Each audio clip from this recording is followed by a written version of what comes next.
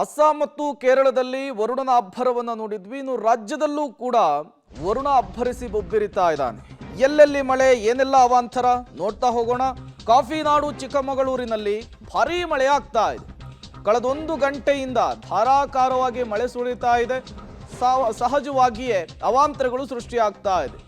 ಮೂಡಿಗೆರೆ ತಾಲೂಕಿನ ಕೊಟ್ಟಿಗೆಹಾರ, ಬಾಳೂರು, ಬಣಕಲ್ಲು, ಚಾರ್ಮಡಿ ಘಾಟ್ ಸುತ್ತಮುತ್ತ ಭಾರೀ ಮಳೆ ಆಗ್ತಾ ಇರುವಂತಹದ್ದು. ಕಳೆದೊಂದು ಗಂಟೆಯಿಂದ ನಿರಂತರ ಮಳೆಯಿಂದಾಗಿ ಪ್ರತಿನಿತ್ಯದಂತೆ ವಾಹನ ಸವಾರರು ಪರದಾಡಬೇಕಾದಂತಹ ಪರಿಸ್ಥಿತಿ. ಕಾಫಿ ನಾಡು ಚಿಕ್ಕಮಗಳೂರಿನಲ್ಲಿ ವರುಣನ ಅಬ್ಬರ ಯಾವ ರೀತಿ ಜೋರು ಮಳೆ ಬರ್ತಾ ಇದೆ ಅನ್ನೋದನ್ನು ಗಮನಿಸ್ತಾ ಇದ್ದೀರಿ. ಮುಂಗಾರು ಎಂಟ್ರಿಗೇನೆ ಕರ್ನಾಟಕದಲ್ಲಿ ಈ ರೀತಿಯ ಮಳೆ. ಇನ್ನು ಮುಂಗಾರು ಎಂಟ್ರಿಯ ನಂತರ ಮಳೆಯ ಅಬ್ಬರ ಹೇಗಿರಬಹುದು ಅಂಥೇಳಿ